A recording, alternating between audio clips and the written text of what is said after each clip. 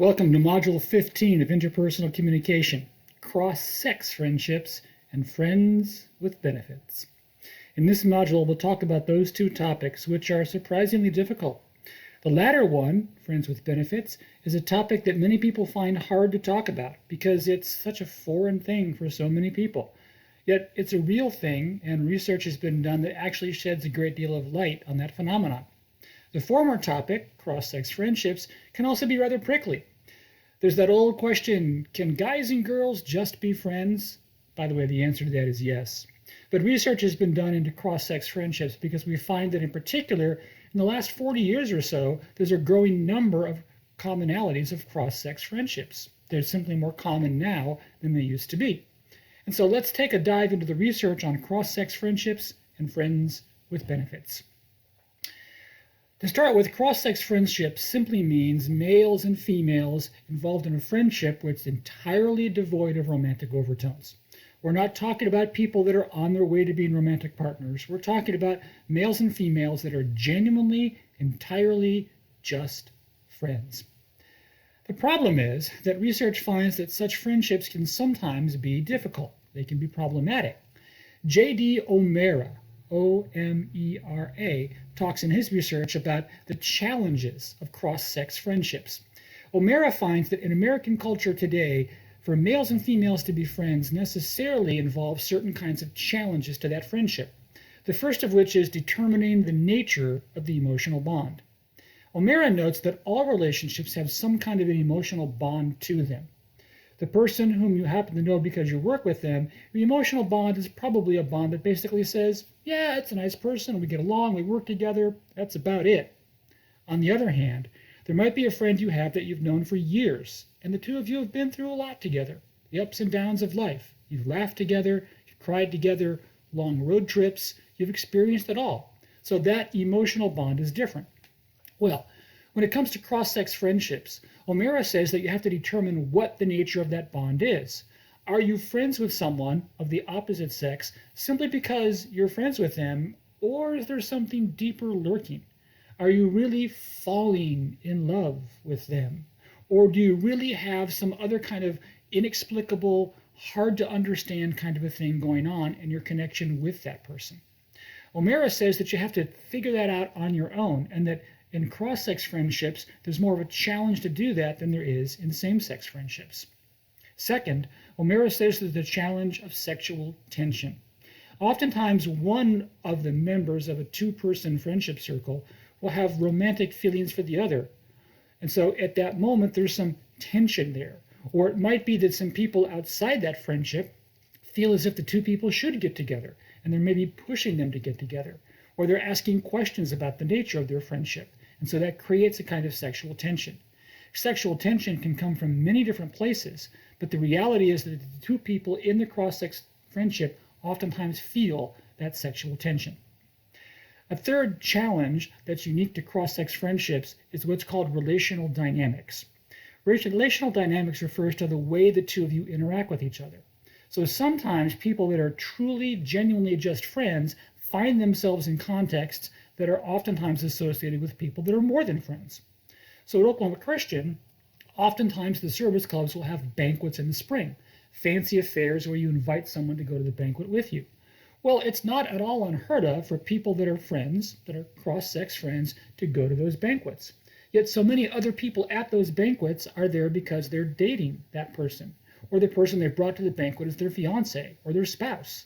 And so in that context, people that are involved in a cross-sex friendship find themselves with a kind of dynamic that might create the sexual tension we talked about a moment ago. So you have to figure out what the challenge of relational dynamics will be. How often can you hug? What kind of hugs can you give? How physically demonstrative can you be with one another? What kind of gifts are appropriate and what are not appropriate? What kind of a gift says, whoa, that's more of a romantic type of thing, and what's appropriate for a friendship? All of those examples are relational dynamics, and so O'Meara simply says there's a challenge in managing those. And then finally, there's the challenge of public friendship. Because friendships oftentimes are enacted in the eyes of other people, they take place in public spaces, the opinions and impressions that other people get of your friendship matter. And so it may be that people outside that cross-sex friendship expect the two of them to get together romantically. And so the question then becomes, how do we present ourselves in public? How physically demonstrative are we? What kind of things can we say or do in public so as not to give other people the wrong idea? These are all the kinds of things that are unique challenges to cross-sex friendships.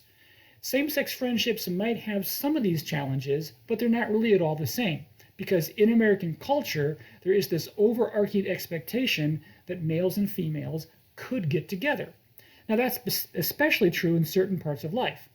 So in the adolescent years, in the emerging adult years, there's a particular pressure that makes these four challenges that O'Meara talks about more salient than at other point in time.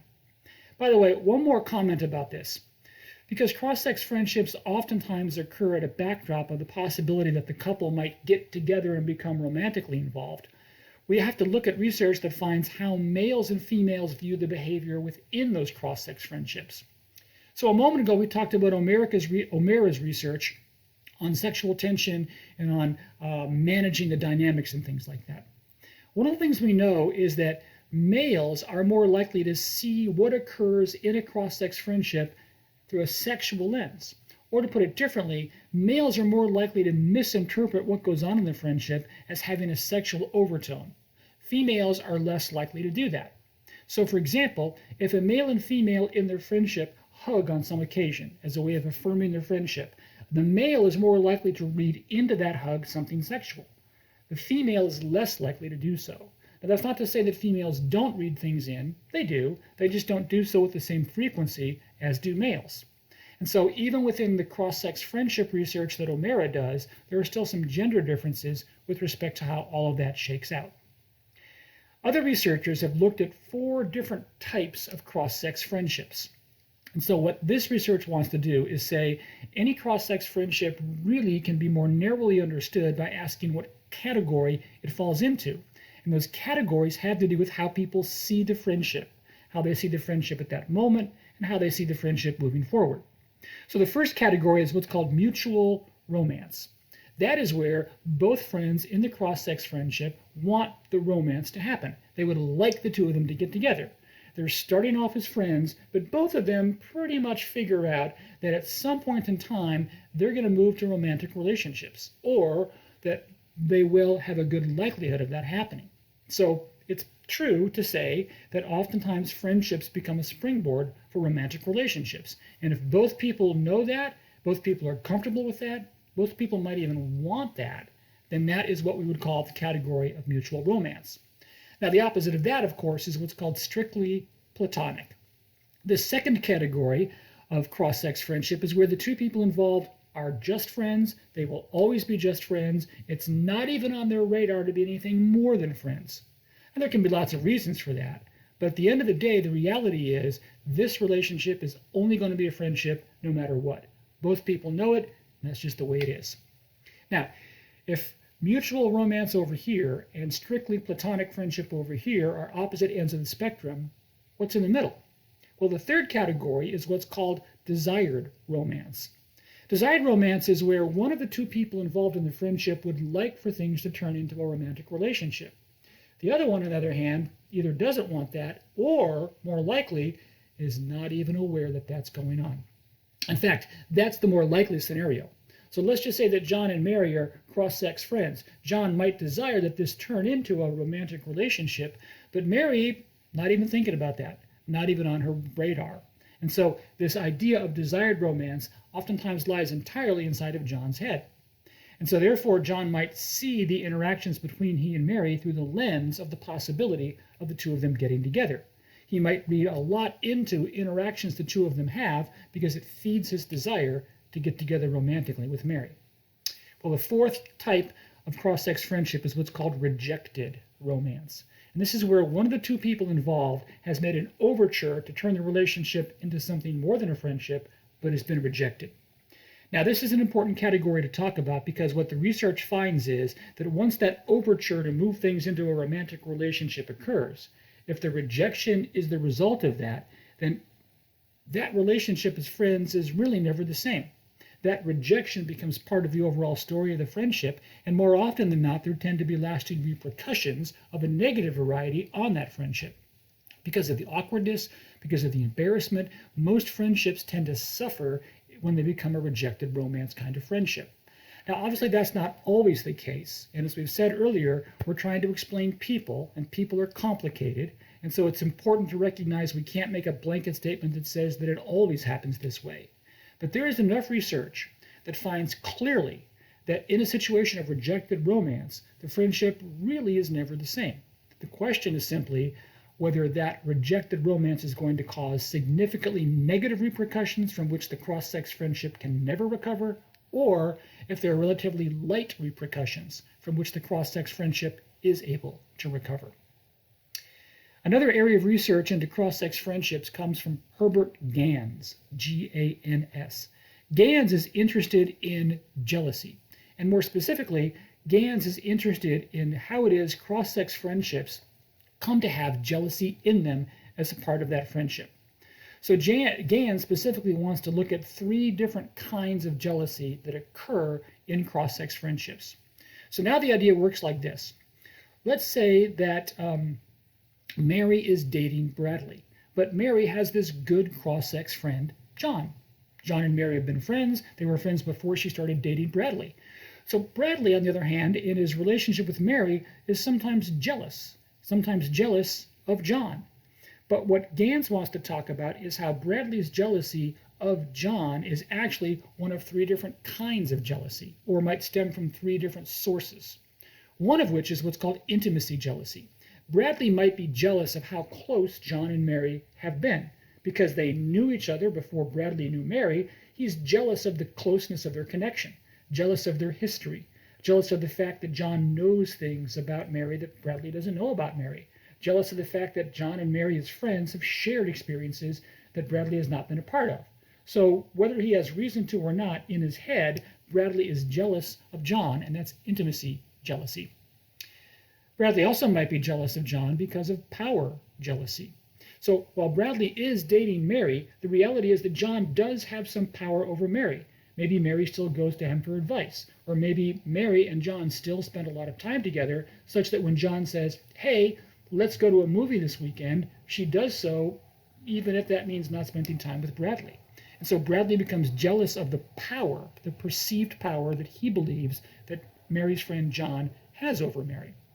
And then third, and obviously most commonly, there's what's called sexual jealousy. And that is where Bradley is concerned that he might lose Mary to John. Bradley is concerned that Mary might secretly have feelings for John. And so at that point, John becomes a rival for Mary's affections. Now, like other kinds of jealousy, all of this exists inside the head. None of this may be legitimate. It might be that John really doesn't have any more power over Mary than Bradley does. But Bradley thinks he has less power than John. And with jealousy, all that matters is what you think. So what Gans wants to talk about is how cross-sex friendships, when one of those 2 people is also involved in a romantic relationship with someone else, can lead to jealousy.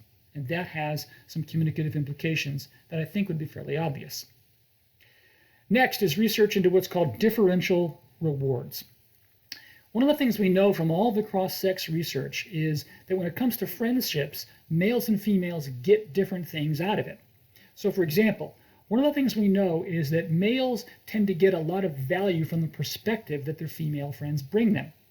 Female friends are able to open up to them an understanding of other females that males would otherwise not have. And so that benefit tends to be different. Females, on the other hand, tend to say that they do get perspective from their male friends, but beyond that, females also get a refreshing kind of friendship. Many females, for example, feel that their male friends are less drama-filled, that they are easier to maintain, that they are not as volatile as their female friends. So that benefit for females is an added benefit to the perspective. Or to put it differently, females tend to be getting a larger number of kinds of benefits from cross-sex friendships than are males. That said, one of the things we understand is that each cross-sex friendship has its own unique benefits. And so beyond that, it's difficult to make any kind of a sweeping statement. Next is research specifically about the management of sexual attention.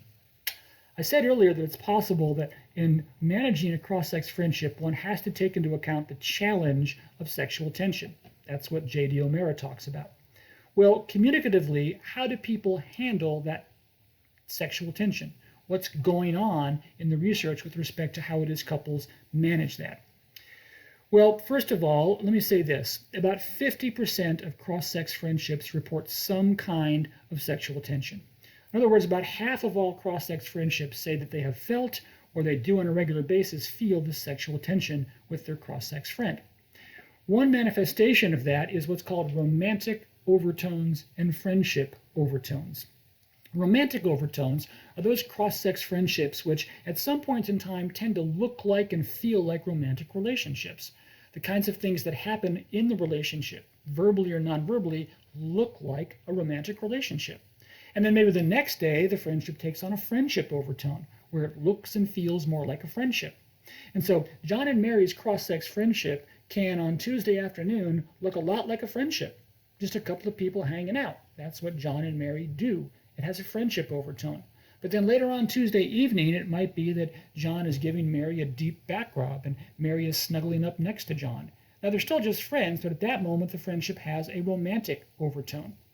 Research suggests that when cross-sex friendships go back and forth between romantic and friendship overtones, they tend to have a harder time managing the sexual tension. So most of the research would say that if you want to minimize sexual tension in a cross-sex friendship, you want to avoid anything verbally, and in particular non-verbally, that might have a romantic overtone to that friendship.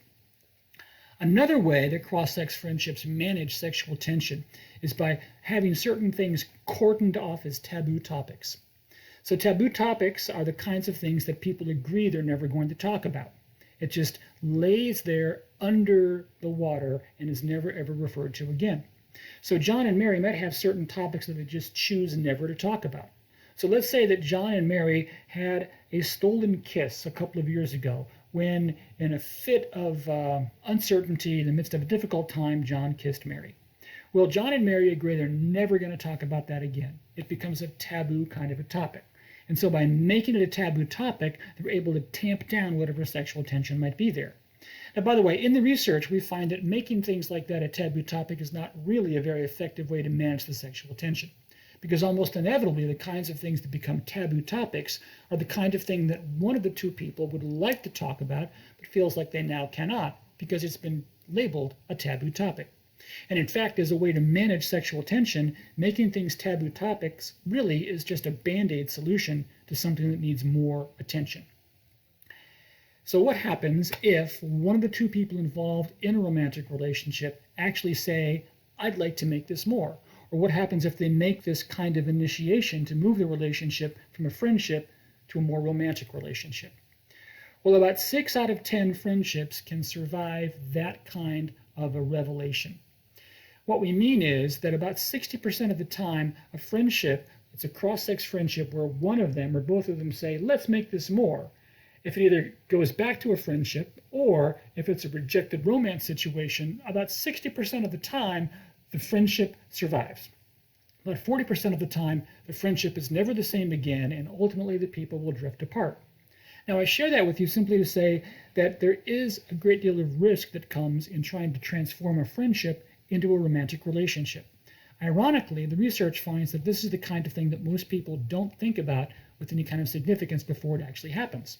Instead, what we find is most people end up drifting into a romantic kind of relationship from a friendship. It's not plotted out. It's not strategized. It's not approached in any kind of a strategic fashion. And because of that, what ends up happening more often than not is that you have this higher mortality rate of the friendships. Then we'll talk specifically about some of the research into conflict in cross-sex friendships.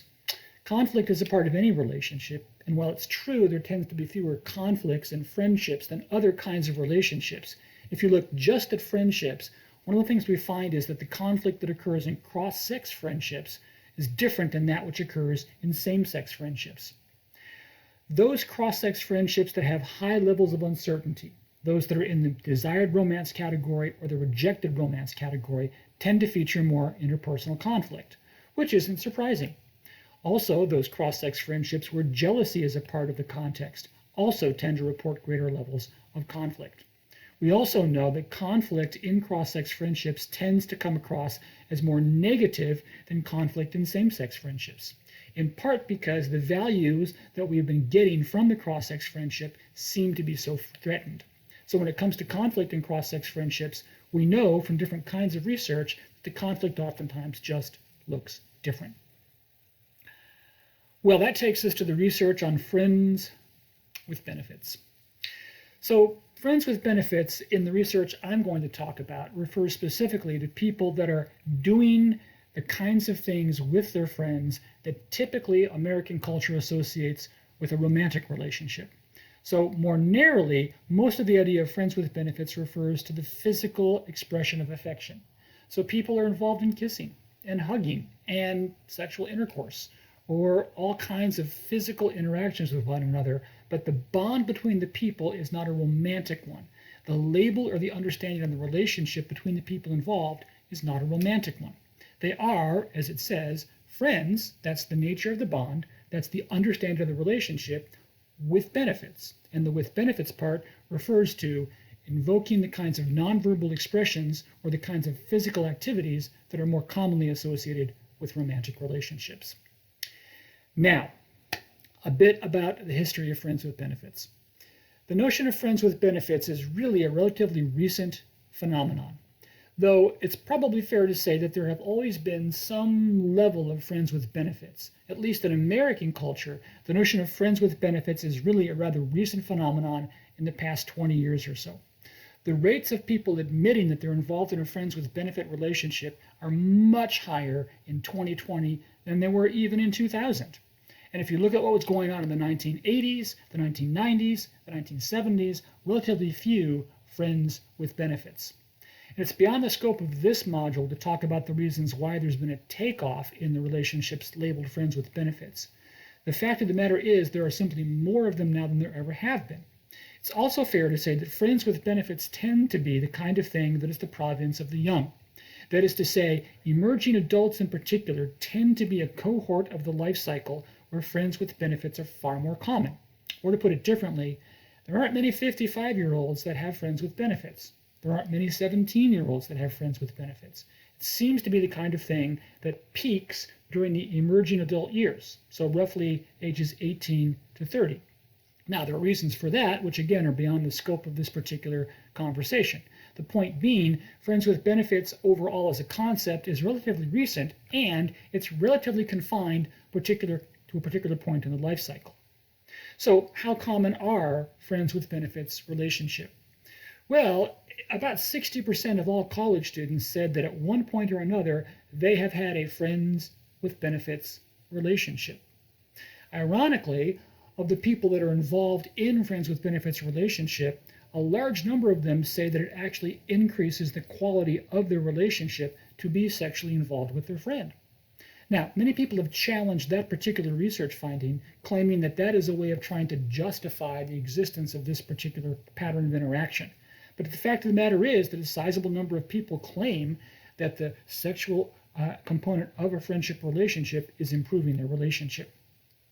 About half of the people that are involved in a friends with benefits relationship say that that later transformed into a romantic relationship. So what we mean then by that is to say that about flip of the coin, 50-50 is the chance that a friends with benefits relationship will move into a romantic relationship. Now what we know is that once a friends with benefits relationship moves into a romantic relationship, there are some differences with respect to how that romantic relationship is likely to play out, as opposed to those romantic relationships that began just as friends with no benefits. We'll talk about that research later on when we talk about the research on communication in romantic relationships. There is, however, a bit of a disparity here. When research is done into what males and females get out of friends with benefits, there's a pretty stark difference. Males in friends with benefits relationships tend to get the perceived reward of the benefits. That is to say, they tend to point to the sex rather than the friendship component of a friends with benefits. Females tend to emphasize the friendship part of a friends with benefit relationship. Not that they don't enjoy the sex. I'm sure they do, and in fact research suggests that a large proportion of them do. But females are more likely to place value on the friendship bond in a cross-sex friends with benefits relationship than are males.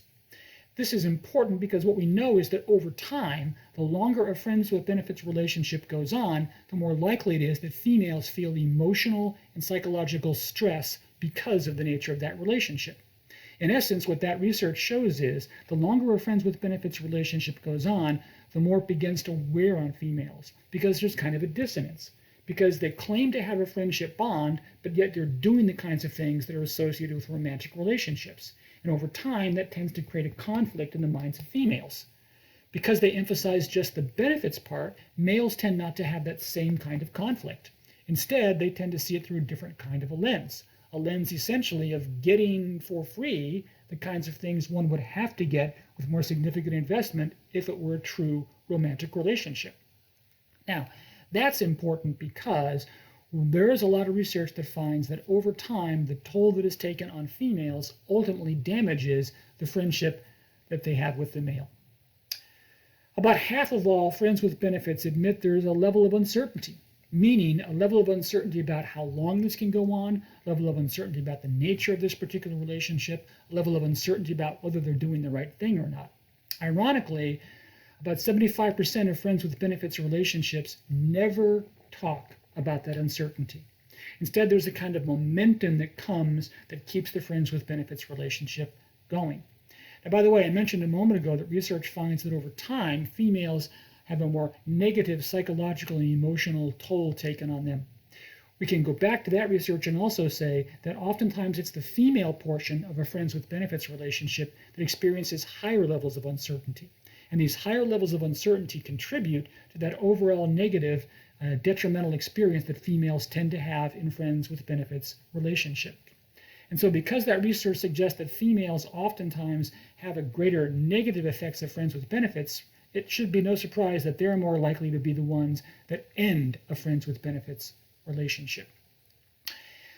Last, there is research that finds that friends with benefits almost always develop some kind of a latent sexual tension, meaning almost always is this development of some friction between males and females with respect to how it is they are involved with one another sexually. That tension manifests itself by having increased conflict. That tension can manifest itself with jealousy. That tension can manifest itself with just an awkwardness of interacting with one another. And so therefore, what we find is that friends with benefits relationships tend to create rules that govern that relationship. Rules that govern what you can and can't talk about. Rules that govern what you can and can't do physically in a friends with benefits relationship. The development of these communicative and relational rules is important because those rules end up prolonging the friends with benefits relationship, and it creates this perception that the relationship can continue on almost indefinitely. The reality, of course, is that the rules that are put in place oftentimes mask the levels of uncertainty and mask the negative and detrimental effects that that relationship is having, in particular, on the female. And so it might surprise you to know that we know a fair bit about friends with benefits. Though it is recent, the reality is it's a part of life, in particular for emerging adults, and perhaps in particular for you, because if you're listening to this video lecture, chances are pretty good you're an emerging adult. And so statistically speaking, you're more likely to have direct experience with or know people that do have direct experience with a friends with benefits relationship. And certainly, in the emerging adult years of your life, you're highly likely to be involved in cross-sex friendships. In fact, we know that emerging adults tend to have more cross-sex friends than virtually any other point in the life cycle.